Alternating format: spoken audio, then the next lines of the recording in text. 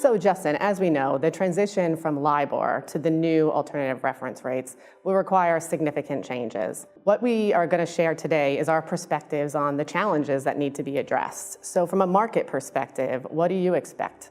Firstly, for existing LIBOR-based contracts, what are the risk management tools, and do we retain liquidity in those as we go through the next few years?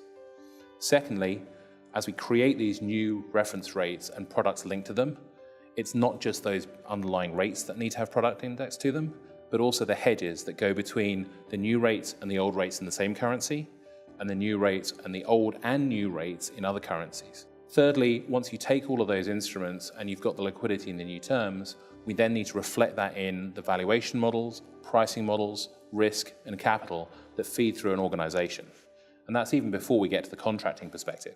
From a contracting perspective, institutions will need to work out where the references to LIBOR exist today as it relates to their contracts, and really understand how they will behave if LIBOR were to disappear. Once they've been able to inventory those contracts, they then need to start transitioning the new transactions with the agreed upon language, as well as work out how to mitigate those existing contracts. What are some of the changes that relates to the plumbing that needs to be done? I mean, clearly we're talking about changes to models, changes to contract.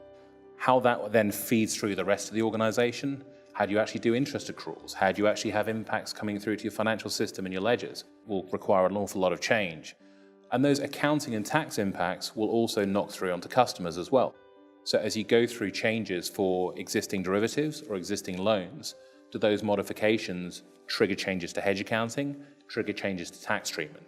So the interaction with customers will be fairly significant as well. Yes, overall, the LIBOR transition will require the management of significant changes across multiple stakeholders in an organization. So the idea that the 2021 deadline is far into the future is really now, today, in order to transition successfully.